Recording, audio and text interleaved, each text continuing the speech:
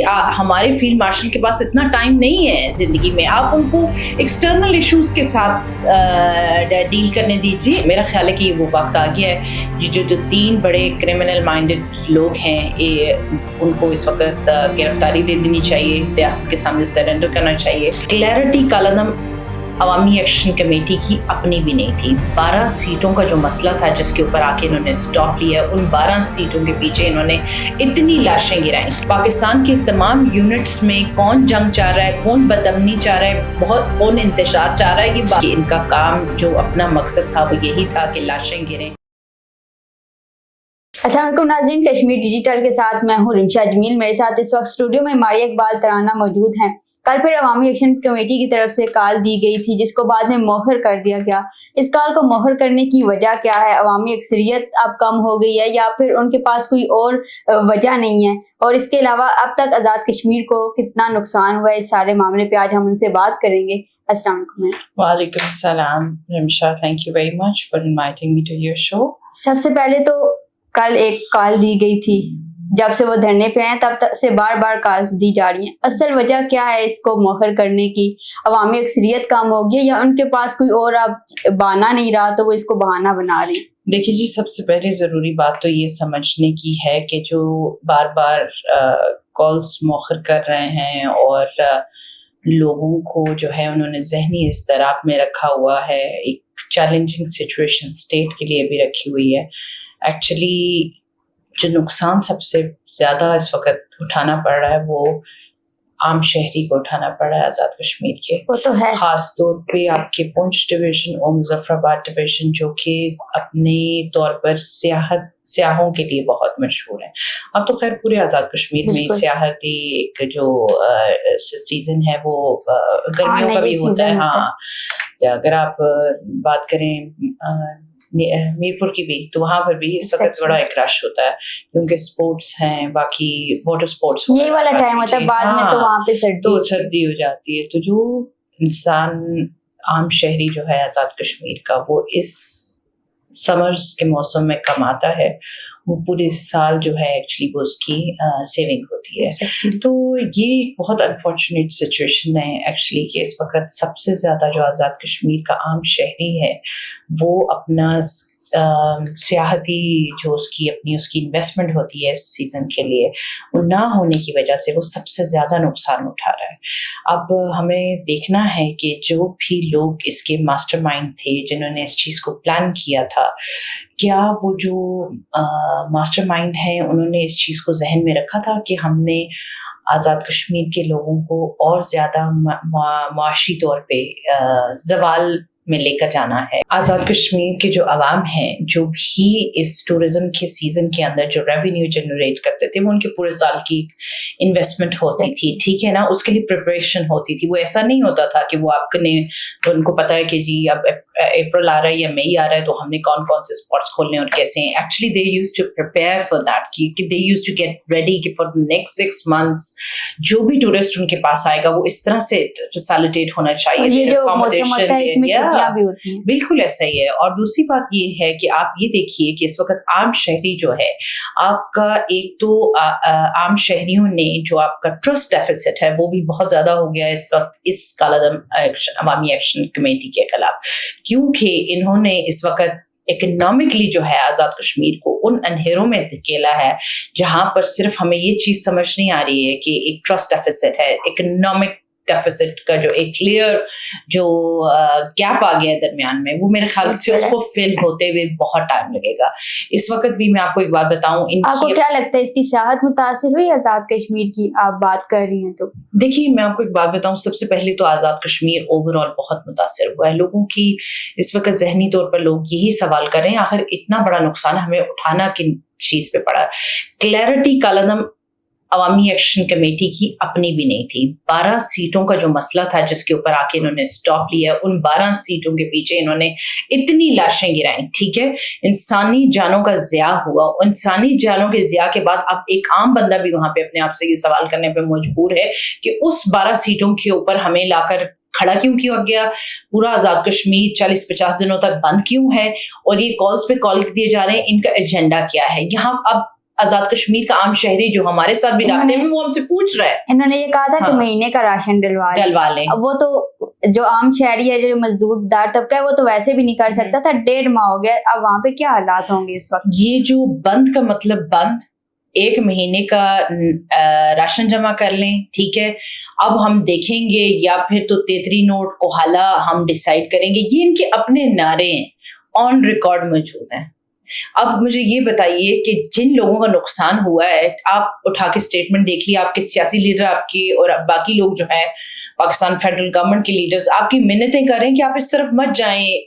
ظاہر ہے سب کو پتا ہے کہ جب کلیش ہوتا ہے اسٹیٹ کے درمیان اور عام لوگوں کے درمیان, نقصان ہوتا ہے دونوں طرف. یہ بار بار کال دے کے احتجاج لانگ مارچ کیوں مؤخر کر رہے ہیں, کیا وجہ ہے اس کی اصل؟ یہ دیکھیے, یہی تو بات ہے کہ انہوں نے جو اپنا پلان تیار کیا ہوا تھا, سیدھی سی بات ہے, کالا دام ایکشن کمیٹی کے آلٹرنیٹیوز کچھ ایسے ایجنڈاز تھے جو وہ اچیو کرنا چاہتے تھے. اتنے عام طریقے سے یہ جا کے بیٹھنا نہیں چاہتے تھے. ان کا یہی تھا کہ بہت زیادہ کلیش ریاست کی طرف سے آئے اور عام آدمی جو ہے آمنے سامنے کھڑے ہو جائیں, انسانی جانوں کا ضیاع ہو, جو کہ اس چیز میں کسی حد تک وہ کامیاب ہوئے. پر سیاست نے جس طرح سے تحمل اور برداشت کے ساتھ یہ تمام ٹائم گزارا ہے, میں یہ سمجھتی ہوں کہ جو وہ اچیو کرنا چاہ رہے تھے اس تک وہ پہنچ بھی نہیں سکے. احتجاج مؤخر کرنے کے بعد ان کی طرف سے ایک اعلامیہ جاری ہوا ہے جس میں انہوں نے یہ کہا ہے کہ فیلڈ مارشل نے اپنا نمائندہ بھیجا ہے قمر رضا, اور انہوں نے ہمیں مذاکرات کی پیشکش کی ہے. تو آپ کی اس سارے معاملے پہ آپ کی کیا معلومات ہیں؟ دیکھیے جی, سب سے پہلی بات یہ ہے کہ چاہے وہ فیلڈ مارشل عاصم منیر صاحب ہوں, ان کا ایک بہت مضبوط بڑا ادارہ ہے, چاہے وہ پرائم منسٹر آف شہباز شریف صاحب ہوں, ان کا بھی ایک اپنا انداز ہے کام کرنے کا. تو میرا نہیں خیال ہے کہ اس وقت جو ہم کہہ سکتے ہیں کہ وہ نمائندہ کسی تھرڈ پارٹی کو مقرر کریں گے, ان کو ضرورت نہیں ہے اس چیز کی. اور اس لیے کہ ان کے ادارے کے اپنے طور طریقے ہوتے ہیں, جو کہ عام بندہ جو ہے وہ اگر یہ سوچنا شروع کر دے کہ ہمارے جو فیلڈ مارشل صاحب ہیں اور شہباز شریف صاحب ہیں, اس وقت ان کی دیکھیے مصروفیت جو ہے وہ انٹرنیشنلی اس طرح کی سچویشن چل رہی ہے کہ جہاں پر ان کو وہاں پر فوکس ہونا چاہیے تھا, اور ہیں وہ فوکسڈ اس وقت, کیونکہ اس وقت پاکستان کی نام سالمیت سب کی بات ہے. مگر آپ یہ دیکھیے کہ اس اہم موقع کے اوپر پاکستان کے تمام یونٹس میں کون جنگ چاہ رہا ہے, کون بدامنی چاہ رہا ہے, کون انتشار چاہ رہا ہے. یہ بہت واضح بات ہے کہ بھئی ہمارے فیلڈ مارشل کے پاس اتنا ٹائم نہیں ہے زندگی میں. آپ ان کو ایکسٹرنل ایشوز کے ساتھ ڈیل کرنے دیجیے. انٹرنلی جو آپ کے مسئلے مسائل تھے جو کہ ایڈمنسٹریٹو, یہ وہ تو حکومتیں کرتی ہیں. آپ کے یہ ایڈمنسٹریٹو ایشوز تھے, آپ کی بہت ساری چیزیں تھیں, آپ لوگوں نے پھر وہی کام کیا. آپ نے بنیادی حقوق کی جو باتیں کرنی تھی, آپ نے اس کو آپ نے آئینی ڈھانچے کی جنگ بنا کے اس وقت پاکستان کو نقصان پہنچایا. سیدھی سی بات ہے. مذاکرات کے اب تک کتنے امکانات باقی ہیں؟ بار بار تو ان کو کہا گیا ہے, پھر انہوں نے کل اعلامیہ جاری کیا جو کہ مکمل جھوٹ ہے, لیکن اب تک کتنے امکان ان کے پاس باقی ہیں کہ مذاکرات ہو جائیں, کہ شاید کچھ معاملہ حل ہو جائے؟ یہ دیکھیں جی, یہ اس وقت سب کو یہ خود بھی تھک چکے ہیں, اور ان کا مقصد بھی یہی ہے کہ ان ریاست کو, نمائندوں کو, حکومت کو تھکا دینا. اس ٹائم پہ فیلڈ مارشل اور میاں شہباز شریف جو کہ پرائم منسٹر آف پاکستان ہے, جن کی ڈیوٹیز کچھ اور ہیں, ان کو بھی مسلسل جو ہے وہ ایک طرح سے آپ کہتے ہیں نا اپنی زبان میں تڑی لگا کے رکھنا کہ بس ٹھیک ہے انگیج رکھتے ہیں ہم ان کو بھی. تو یہ کوئی رویہ صحیح نہیں ہے ان کا. میرا خیال ہے کہ ابھی تک یہ چیز ثابت ہو چکی ہوئی ہے کہ ان کا کام جو اپنا مقصد تھا وہ یہی تھا کہ لاشیں گریں, اور جو عام شہری ہے, عام شہری ہے, وہ کسی نہ کسی طرح سے ایک دوسرے سے بھی, ریاست سے بھی نفرت کرنا شروع کرے, لیڈرشپ سے بھی, اور جو ملک سے باہر بیٹھے ہیں وہ پاکستان کے نام کو بھی بدنام کرے. میرا خیال ہے کہ یہ وہ وقت آ گیا ہے جو 3 بڑے کرمنل مائنڈڈ لوگ ہیں, ان کو اس وقت گرفتاری دے دینی چاہیے, ریاست کے سامنے سرنڈر کرنا چاہیے, اور لوگوں کو اس سے زیادہ مس گائڈ نہیں کرنا چاہیے, کیونکہ جتنا آپ مس گائڈ کر سکتے تھے اپنے لوگوں کو آپ نے اتنا مس گائڈ کیا. اور آپ جو چاہتے تھے کہ خون خرابہ ہو وہ ہوا. اب میرا خیال ہے کہ یہ ٹائم ہے کہ آپ بس سرنڈر کریں. 21 تک کی انہوں نے ڈیڈ لائن دی ہے. 21 کے بعد انہوں نے کیا کرنا ہے, جبکہ ہمیں پتہ ہے کہ بالکل 21 اور 27 کو وہاں پہ انتخابات ہیں. یہ کرنا کیا چاہ رہے ہیں؟ انتخابات ہونے نہیں دینے انہوں نے. ان کا پورا مقصد ہی یہی تھا. ان کا مقصد ہی ریاست میں بدامنی پھیلا کے لوگوں کو ایک دوسرے کے خلاف کرنا, حکومت صحیح طریقے سے نہ چلنے دینا, سیاسی لیڈروں کے خلاف کرنا, اپنے ہی لوگوں کو ایک دوسرے سے لڑانا, ایکچولی ان کا پرائم جو تھا نا ایم تھا. تو ابھی آپ دیکھ لیں جو بھی سچویشن ہے وہ اس وقت آپ کے سامنے ہے, کس حد تک یہ کامیاب ہوئے ہیں. گلگت بلتستان کی اسمبلی میں اس کو عبوری صوبہ بنانے کی قرارداد متفقہ منظور ہو چکی ہے, تو آپ اس پہ کیا کہیں گی؟ آپ کو یہ کیسا فیصلہ لگ رہا ہے ان کا؟ جی یہ بہت اچھا خوشائن قسم کا فیصلہ ہے.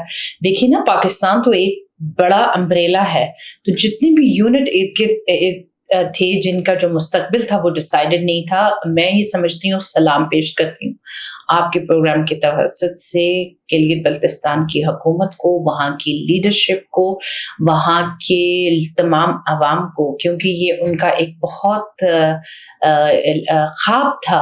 کیونکہ گلگت بلتستان کے وہ لوگ ہیں کہ جنہوں نے ہمیشہ پاکستان کے ساتھ بہت محبت دکھائی. وہ کبھی بھی اپنے جگہ کو, اپنے گلگت بلتستان کو بدامنی کی طرف نہیں لے کے جانا چاہتے تھے. وہ دور اندیش لوگ ہیں, انہوں نے اس چیز کو بہت پہلے دیکھ لیا تھا, اور وہ ان کی دلی خواہش تھی. وہاں کی لیڈرشپ کا بھی کہہ سکتے ہیں, پر آپ دیکھیے عام عوام کا شعور دیکھیے, وہاں کا عام عوام گلگت بلتستان جو ہیں ان کا جو وہ بڑے باشعور لوگ ہیں, وہ بہت رسپانسبل سٹیزنس ہیں, وہ بہت اس طرح سے بھی دور اندیش ہیں کہ انہوں نے بہت پہلے یہ چیز نوٹ کر لی تھی کہ اگر ہم اس 1 یونٹ پاکستان کا حصہ نہیں بنیں گے تو اس کا فائدہ جو ہے وہ کسی ٹائم پہ بھی دشمن قوتیں اٹھا سکتی ہیں. اس سارے معاملے پہ بلاول بھٹو نے بھی بات کی اور انہوں نے آزاد کشمیر کے حوالے سے بات کی ہے, تو آپ کو کیا لگتا ہے کہ ایسا ہونا چاہیے؟ بلاول بھٹو صاحب ظاہر ہے ان کی ابھی حکومت ہے گلگت بلتستان میں پیپلز پارٹی کی, اور پیپلز پارٹی جو ہے وہ ماضی میں بھی جو ہے وہ گلگت بلتستان کے حوالے سے کافی انیشیٹو لے چکی ہوئی ہے. اور میرا خیال ہے کہ یہ ایک خوشائن بات ہے, کیونکہ سیاسی پارٹیاں تمام وہاں پر مل کر کام کریں تو میرا, اور جو کہ پاسٹ میں بھی ہوتا آیا ہے. ہم نے بہت عرصے سے دیکھا کہ ایک جو آپ کی پولیٹیکل ہارمنی ہے نا وہ بہت ضروری ہے. تو پی ایم ایل این نے جہاں پر گلگت بلتستان کے اندر بہت کام کیا, تو وہیں پر یہ اس دفعہ پیپلز پارٹی کی رسپانسبلٹی ہے کہ وہ جو آئینی طور پر چینجز ہونے جا رہی ہیں گلگت بلتستان میں اس کو آگے لے کر. کیا ایسا آزاد کشمیر کے لیے بھی پاسبل ہے؟